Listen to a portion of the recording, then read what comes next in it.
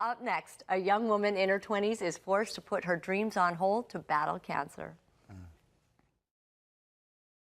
Well, I always wanted to serve the Lord and love Him with all my heart. And so my way of doing that, I thought, I would love to be in ministry. I loved writing songs ever since I was little. And I thought, what can I do to write songs? I could maybe work in a church and I could write songs and do music. It was in the wintertime. I went for a walk outside, and it was cold, it was snowy, and I just felt like curling up in the snow and going to sleep. Just that low energy and thinking, okay, maybe I should go to the doctor, and not really. She took a blood test, and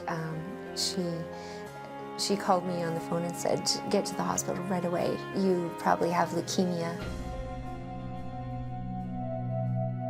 At that moment, people have the choice whether they could shake their fist at God and say, why? How could you do this to me? Why? How could you take away all these things from me? Or you have the opportunity to run to God. But the first words I said were the words of Job, though he slay me, yet I will trust him. At one point, the doctors kind of threw up their hands and went, we don't know what's going on here. We're not sure why all of this pain is happening. We're not sure what we can do to change it. And so there was one point that the doctors told my husband that I would have 3 days to live. They said, we don't know if this is going to turn around, call the family. We're not sure if she's going to make it.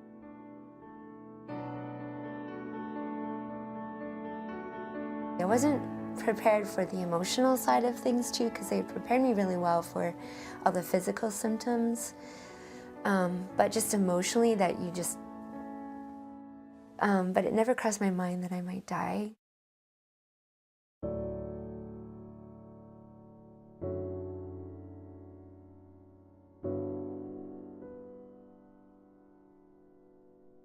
Step by step, kind of through the journey, there was times that, I was in so much pain in my back for different things, or just different pain, and we would pray, and I'd feel it would get a little better. So they said, you need a bone marrow transplant. Do you have any siblings? No. So they said, well, unrelated donor at the time was a 1 in 20,000 chance of finding a match. From the day in the hospital when I'm trusting God, I remember just kneeling at my hospital bed that night, and I'm all by myself. And it's evening, it's dark, and I just remember kneeling and raising my hands up to the Lord and saying, Father, I just want to worship you with all my heart. All of this other stuff I don't care about. I just want to know you. I just want to love you. I felt his peace in such an amazing way. I will never forget that, just like almost like, and I can breathe again. I was like, okay, thank you, Lord, that you're walking me through. There was a man that was praying for me at the same time, and it was just by telephone. He wasn't even there.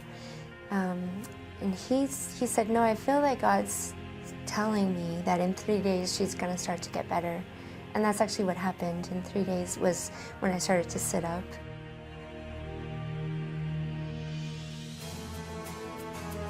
I like to say God had an answer. He had a bone marrow donor that had signed up on the Red Cross International Registry before that, and he was a perfect match. My donor's name is Andy. He lives in England. He's a computer teacher at a low-income school, and his wife is a special needs worker, and they're just kind-hearted people, and I think it's very unassuming. How do you say thank you to somebody who saves your life? Though you walk through darkness, though you walk through shadow, you're never alone. The God who made the universe knows your name. The love that made the roses bloom unfolds your dreams, and he sees every fear in your eyes. You're never alone. I really appreciate Sheila Ann, and I appreciate these Canadian testimonies on how God heals today. Jesus speaks today. It's not just happening all around the world, it's happening right here in Alberta. And it's amazing to see how she never lost her joy. And there were a lot of things that could have took that away.